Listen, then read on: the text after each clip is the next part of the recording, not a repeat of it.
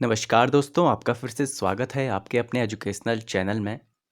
100 questions हम complete कर चुके हैं। आपका जो 300 क्वेश्चंस की सीरीज़ थी उत्तराखंड के क्वेश्चंस की, जो आपके आने वाले यूकेपीएससी लेक्चर स्क्रीनिंग एग्ज़ाम और यूके ट्रिपल एससी एग्ज़ाम, कोई किसी भी एग्ज़ाम को आप दे रहे हो जिसमें उत्तराखंड के संबंधित प्रश्न आते हैं, तो बहुत ही महत्वपूर्ण आप लोगों के रहने वाला है। 100 क्वेश्चन मैंने आप लोगों को कमेंट बॉक्स में बताने के लिए कहा था और बहुत से लोगों ने इसको सही उत्तर भी दिया है। इनमें उत्तराखंड उच्च न्यायालय के प्रथम मुख्य न्यायाधीश कौन थे? इस बार के लिए भी बहुत ही महत्वपूर्ण ये प्रश्न बनता है। तो ये हैं ए देसाई। ठीक है, डिटेल में भी इसका आंसर दिया गया, आप लोग इसको पढ़ सकते हैं। ठीक है, ये प्रथम मुख्य न्यायाधीश थे 9 नवंबर 2000 से 2005। ठीक है, जैसे 2000 से 5 दिसंबर 2000 तक के जो है इस पद तक रहे। ठीक है, केवल 1 साल मतलब जो कार्यवाहक के रूप में कार्य किया था, क्योंकि प्रथम उस समय आपको पता है कि 9 नवंबर 2000 को ही हमारा जिला बना हुआ था। ठीक है, तो सॉरी राज्य बना हुआ था। तत्पश्चात 6 दिसंबर 2000 से 31 मार्च 2003 तक इस पद पर थे। ठीक है, फिर जो है वर्तमान में अब तो जैसे न्यायमूर्ति उस समय जो है बरीन घोष थे। ठीक है, अभी जो करंट में हैं वो है रघुवेंद्र सिंह। ठीक है, लिख देता हूँ यहाँ पे रघुवेंद्र सिंह। याद रखिएगा, बहुत ही इंपॉर्टेंट ये क्वेश्चन है। ठीक है, इस बार के एग्जाम के लिए जो वर्तमान में न्यायाधीश हैं, इनका कार्यकाल 1 जनवरी 2021 से ही शुरू हुआ है। ठीक है, अगले प्रश्न में कोई कन्फ्यूजन नहीं होगा आप लोगों को कि उत्तराखंड का उच्च न्यायालय कहाँ स्थित है, तो वह है नैनीताल में।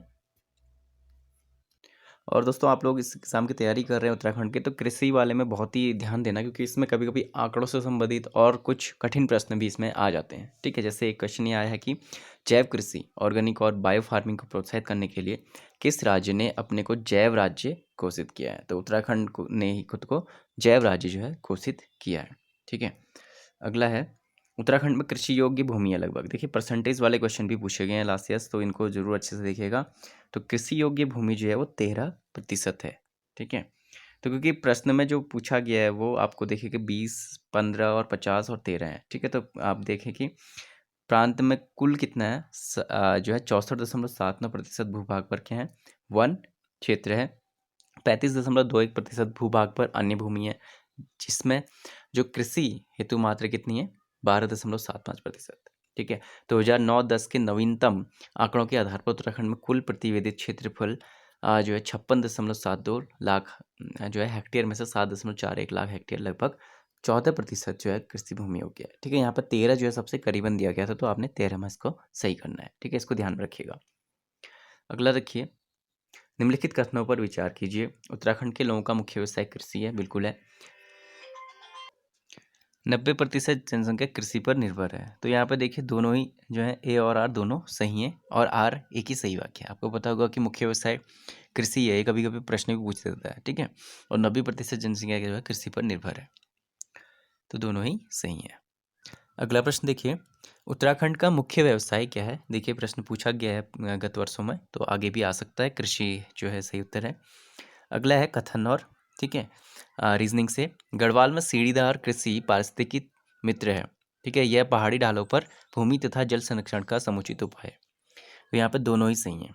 ठीक है, आपने देखा होगा कि जो उत्तराखंड में मेनली जो है सीढ़ीदार खेत जो है बनाए जाते हैं। ठीक है, उसमें जो है कृषि कार्य भी किया जाता है। ठीक है, और यह पहाड़ी ढालों पर भूमि तथा जल संरक्षण का समुचित उपाय। आपको पता है कि जैसे सीढ़ी की तरह खेत होते हैं ना, ठीक है, उत्तराखंड में इस तरह से आपने देखा होगा कि अगर ऊपर से पानी आता है तो फिर नीचे को सारे उसमें जो है अच्छे से यहाँ पे रुपाई वगैरह हो जाती है। तो पीसीएस की अगर आप लोग तैयारी कर रहे हैं तो वहाँ के लिए इंपॉर्टेंट, क्योंकि असर्शन रीजनिंग वाले क्वेश्चन मेनली आपके पीसीएस में पूछे जाते हैं। ठीक है, अगला देखिए, ब्रह्म कमल प्राकृतिक रूप से पाया जाता है। तो ब्रह्म कमल जो है फूलों की घाटी में वैली ऑफ फ्लावर्स में मिलता है। ठीक है, वैली ऑफ फ्लावर्स।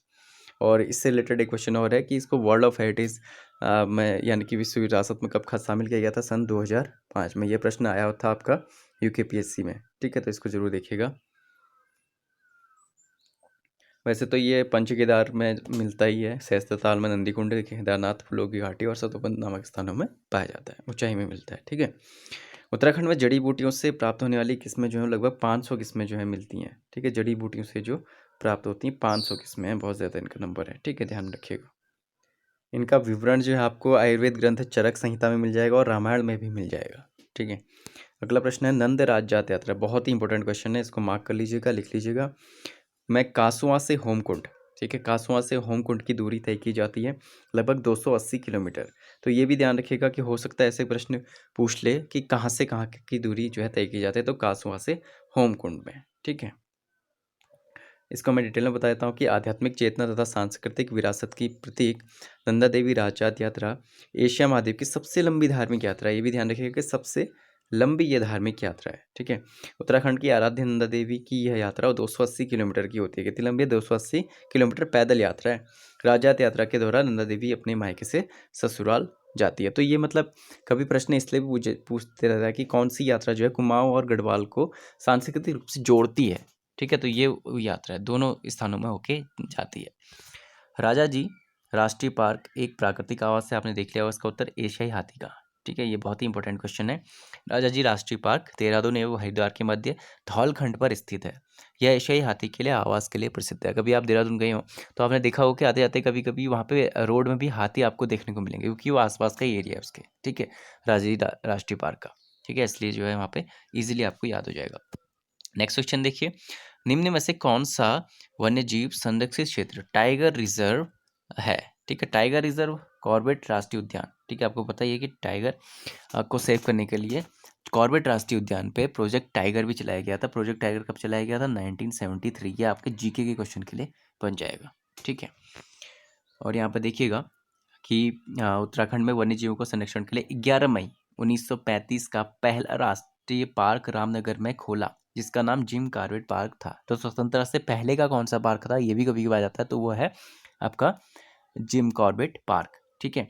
और उस समय इसका नाम जो था राष्ट्रीय पार्क था। फिर बाद में 1957 के बाद इसे कॉर्बेट नेशनल पार्क का नाम दिया गया है, ठीक है। जिम कॉर्बेट जो बहुत ही आप कह सकते हैं कि इन्होंने बहुत ही वन्य जीव प्रेमी थे, ठीक है, उनके नाम पर ही इनका जो है नाम रख दिया गया कॉर्बेट नेशनल पार्क।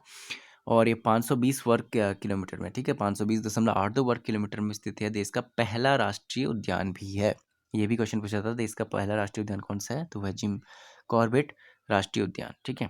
भारत सरकार द्वारा 1973 में प्रारंभ हुए जो बाघ परियोजना के अंतर्गत ये सर्वप्रथम, ठीक है, जिम कॉर्बेट नेशनल पार्क को सम्मिलित किया गया था, ठीक है। तो प्रोजेक्ट टाइगर में भी सबसे पहले इसी को शामिल किया गया था।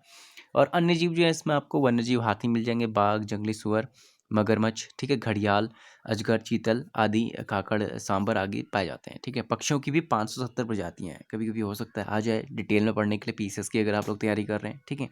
इनमें जो है याउल, brown fish, black necked stork, ठीक है, ग्रेट पाइड जो हॉर्नबिल पलास है, ठीक है, फिशिंग ईगल और कॉलर्ड फॉल्कनेट प्रमुख है। अगला प्रश्न देखिए, भारत में स्थापित प्रथम राष्ट्रीय पार्क उत्तराखंड में स्थित है। तो ये फिर से क्वेश्चन आया है आपका प्रीवियस में, एक और बार रिपीट हुआ है, तो कॉर्बेट नेशनल पार्क, ठीक है। फर्स्ट में इसको हमने एक्सप्लेन कर ही दिया है। राष्ट्रीय वन उद्यान उत्तराखंड में है, ठीक है। उत्तराखंड में कौन सा है? कॉर्बेट है, जी हाँ। रणथंभौर भी नहीं है, राजस्थान में है, ठीक है। ऐसे कान्हा, दुधवा ये भी जो है उत्तराखंड में नहीं है, ठीक है। उत्तराखंड के बाघ संरक्षण मिशन का ब्रांड एम्बेसडर जो है महेंद्र सिंह धोनी है, ठीक है। इनको जो है 2010 में जो है बनाया गया था। क्षेत्रफल की दृष्टि से उत्तराखंड का सबसे बड़ा नेशनल पार्क कौन सा है? सबसे बड़ा जो है क्षेत्रफल की दृष्टि से गंगोत्री नेशनल पार्क है। इसमें बहुत लोग कन्फ्यूजन करते हैं, तो इनको ध्यान रखिए। क्षेत्रफल की दृष्टि से जो सबसे बड़ा है ना, वो गंगोत्री है, ठीक है। गंगोत्री नेशनल पार्क नंबर 1 में है। अगर आप कहेंगे तो सबसे बड़ा नेशनल पार्क कौन सा है? अगला प्रश्न है, किंगरी बिंगरी, नीति, शैल, साल और धर्मा है उत्तराखंड के दर्रे हैं। देखिए बहुत ही महत्वपूर्ण प्रश्न है, ये आता है, ठीक है। किंगरी बिंगरी, नीति, शैल, और इससे रिलेटेड मैंने वीडियो अपलोड करना है जल्दी, ठीक है। वैसे मैं जिसमें आप लोगों को मेन क्वेश्चंस बताऊंगा जो एग्जाम में आ सकते हैं, ठीक है। दर्रों के नाम कहाँ से रिलेटेड हैं, ठीक है, इस तरह के सारे क्वेश्चन, और नदियों के संगम के स्थानों के नाम, ठीक है, ये सारे मैं एक बार बताने वाला हूँ, आप लोगों को जरूर ध्यान में देखिएगा, ठीक है। जाह्नवी नदी किस जल प्रवाह अथवा मुख्य नदी से संबंधित है? तो जाह्नवी जो है भागीरथी से संबंधित है, ठीक है। जाह्नवी जो है गंगा नदी का ही एक उपनाम कह सकते हैं, ठीक है। गंगा नदी गंगोत्री से भागीरथी नाम से निकलती है। ये भी ध्यान रखिएगा कि कभी कभी प्रश्न पूछा जाता है गंगोत्री से किस नाम से पूछा जाता है। गंगोत्री से रुद्रप्रयाग का नाम, रुद्रप्रयाग तक का नाम इसका भागीरथी है, ठीक है। फिर इसमें केदार गंगा, जाह्नवी तथा भील गंगा का संगम होता है, ठीक है। देवप्रयाग में मिलकर जो है फिर इनको गंगा कहा जाता है, ठीक है। गंगा किस में कहा जाता है? जहाँ पे भागीरथी और अलकनंदा मिलती हैं और भागीरथी और अलकनंदा को सास और बहू भी कहा जाता है। ठीक है, इसमें भागीरथी को सास और अलकनंदा को बहू कहा जाता है। ठीक है, सास बहू के नाम से भी इन नदियों को जाना जाता है। ठीक है, मिलकर क्या कहलाती हैं? यह देवप्रयाग में। ठीक है, इनका संगम कहाँ है? देवप्रयाग में। ये भी ध्यान रखिएगा इस क्वेश्चन का उत्तर। अगला है, यह स्थान जहाँ पर भागीरथी और अलकनंदा नदियाँ मिलकर गंगा को बनाती हैं, वो फिर से देवप्रयाग है। टिहरी से संबंधित निम्न कथनों में से कौन सा सही नहीं है, कह रहा है। ठीक है, तो टिहरी राज्य भारतीय गणतंत्र में 1949 में सम्मिलित हुआ, बिल्कुल सही है। और एग्जैक्ट डेट कभी पूछ लेता है तो 1 अगस्त 1949 है। ठीक है, 49। टिहरी बांध प्रोजेक्ट 1972 में बिल्कुल किया गया था। ठीक है, ये भी सही उत्तर है। अगला देखते हैं, टिहरी बांध से ने भागीरथी नदी को निकल दिया, बिल्कुल। जो टिहरी डैम डूब गया करके आया था ना एक बार, बहुत ही इसकी ट्रेजेडी जो हुई थी गढ़वाल में। ठीक है, इससे रिलेटेड, तो ये भी सही उत्तर है। विलय के पश्चात उस क्षेत्र को हटकर एक मंडल के रूप में बना देगा, नहीं, मंडल जो है टिहरी नहीं है। ठीक है, वो भी एक जिला है। ठीक है, तो ये जो आपको देख सकते हैं कि डिटेल में दिया होगा। ठीक है, इसको मैं डिटेल में अभी इसको एक्सप्लेन नहीं कर रहा हूँ, वीडियो ज़्यादा लंबा ना हो इसलिए। ठीक है, इसको आप स्क्रीनशॉट लेके पढ़ सकते हैं वीडियो पॉज करके। उत्तराखंड की निम्नलिखित झीलों में से कौन सी एक आकार में त्रिभुजाकार है? त्रिभुजाकार जो सतोपन झील है, बहुत ही इंपॉर्टेंट क्वेश्चन है। 3 कोण है इस झील में। ठीक है, सतोपन झील में, इसलिए त्रिभुजाकार है कि इसको मान्यता है कि इसमें त्रिदेव ब्रह्मा, विष्णु और महेश ने तप किया था तीनों कोणों में इस नदी के। ठीक है, उत्तराखंड के किस भाग में स्रोत कूप पाए जाते हैं? तो स्रोत कूप जो है वो तराई भाग में पाए जाएंगे। ठीक है, स्रोत कूप यानी कि जो आप कह सकते हैं आर्टिशियन वेल है। ठीक है, कुएं जो है कहते हैं ना, वो प्राकृतिक जल स्रोत होते हैं। ठीक है, जो स्वतः ऊपर प्रकट होते हैं, इनसे सतह पर जल निकलता रहता है, तो तराई भाग में ज़्यादा पाए जाते हैं। उत्तराखंड की कोसी नदी की सहायक नदी किसकी नदी है? रामगंगा की। ठीक है, तो कोसी जो नदी है वो रामगंगा की सहायक नदी है। नेक्स्ट क्वेश्चन इज, कोटेश्वर बांध का निर्माण किस नदी पर किया जाता है? बहुत ही महत्वपूर्ण प्रश्न है। भागीरथी नदी पर जो है कोटेश्वर बांध का निर्माण किया जा रहा है। और ये विद्युत परियोजना कितने मेगावाट की है, कभी कभी क्वेश्चन भी आता है, तो ये 600 मेगावाट विद्युत उत्पादन होने की इससे संभावना है। ठीक है, और सबसे बड़ी योजना आप लोगों को पता ही है। ठीक है, सबसे बड़ी योजना जो है भागीरथी नदी पर बन रही है। ठीक है, जिसकी क्षमता कितना है? 4000 मेगावाट। ठीक है, आगे और क्वेश्चन आएंगे, उसमें भी शायद वो क्लियर हो जाए। नेक्स्ट क्वेश्चन देखिए, रानीखेत के सर्वाधिक निकट कौन सा मंदिर है? तो कालिका मंदिर जो है, रानीखेत अगर से आप बिलोंग करते हैं तो आपको ज़्यादा इसको पता होगा। ठीक है, वहाँ पे कालिका मंदिर है। बोरीवली से बोरीबंदर तक के लेखक कौन है? तो इसके लेखक है शैलेश मटियानी। लेखकों का ध्यान रखिएगा, जो भी उत्तराखंड के लेखक, तो पर्टिकुलरली उनकी जो कृतियाँ हैं ना, उनको आप लोग अच्छे से ज़रूर सर्च कर लीजिएगा। एक तो आपको यहाँ पे मिल गई बोरीवली से बोरीबंदर, शैलेश मटियानी। ठीक है, उत्तराखंड के मूल के जो एकमात्र टेस्ट खिलाड़ी जो हैं वो है आपका, पता ही है, महेंद्र सिंह धोनी। उत्तराखंड मूल के हैं ये। ठीक है, अगला प्रश्न है, उत्तराखंड के किस देश के प्रतिरूप पर्यटन का विकास किया जा रहा है? तो स्विट्जरलैंड के जो है प्रतिरूप ही, उसी के मॉडल के रूप में ही जो है उसको मॉडल मान के ही उत्तराखंड में भी इसका प्रचार प्रसार किया गया है। ठीक है, क्योंकि गांधी जी ने जो है कौसानी की जब यात्रा की थी, उत्तराखंड में जब आए थे तो कौसानी क्षेत्र में रुके थे, आपको पता है। ठीक है, बागेश्वर जिले का कौसानी एरिया जो है, तो उन्होंने उसको जो है भारत का स्विट्जरलैंड कह दिया था। ठीक है, तो तब से जो है उसी पैटर्न पर, क्योंकि उससे समानताएं बहुत हैं। ठीक है, पर्यटन के दृष्टिकोण से स्विट्जरलैंड और उत्तराखंड में, तो उसी मॉडल के रूप में इसको भी स्थापित किया जा रहा है। उत्तराखंड का वह कौन सा जनपद है जहाँ सर्वाधिक खादी उद्योग है? तो सबसे ज़्यादा खादी उद्योग चमोली में है। महत्वपूर्ण प्रश्न है, पीसीएस का पूछा हुआ प्रश्न है, तो आ सकता है आपके एग्जाम में भी। आज का अंतिम प्रश्न देखेंगे, उत्तराखंड हथकरघा एवं हस्तशिल्प विकास परिषद जिस ब्रांड नेम से उत्पादों का जो विक्रय करती है वो है आपका हिमाद्री। ठीक है, उत्तराखंड हथकरघा एवं हस्तशिल्प विकास परिषद, ये भी पूछा जा सकता है हिमाद्री किससे रिलेटेड है। ठीक है, 2006 में जो है इसका ये एक जो है अ, इसका शुभारंभ किया गया था।